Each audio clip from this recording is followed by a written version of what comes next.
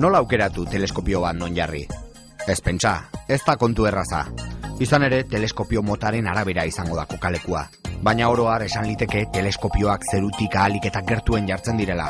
Hau da, altitude handian. Espektro ikusgaiko teleskopioak, infragorrikoak eta milimetrikoak behintzat bai. Atmosferako gasek egiten duten traba ahalik eta txikiena izan dadin egiten da. Zeru garbia duten lekuak aukeratzen dira, lehorrak eta beste argi iturri batzuetatik urrun. Logistika ere kontuan izan behar da. Behatoki bat eraikitzeko teleskopioak bertaraino eraman behar dira, eta ezinbestean errepide bat behar da horretarako. Hortaz, inguruaren orografia ere kontuan izan behar dute astronomoek teleskopioa non jarri erabakitzeko. Non eraiki dira orduan teleskopioak? Asko eta asko sumendietan, ala nola La Palma uharteko Roque de los Muchachos 2500 metroan, edo Hawaiiko Mauna Kea 4200 metroan.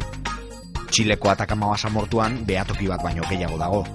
Han dago Cerro Patxon esate baterako, eta Alma behatokia ere han ari dira eraikitzen, 5000 metroan. Nahi badugu atmosferak trabarik ez egitea, egokiena da atmosferatik kanpora jartzea teleskopioa, espazioan. Baina noski, bada kontuan izan beharreko beste ezaugarri bat ere, eta ez da nola nahikoa. Dirua, bestela, galdetu nazakoei zenbat gastatu duten jabelekin.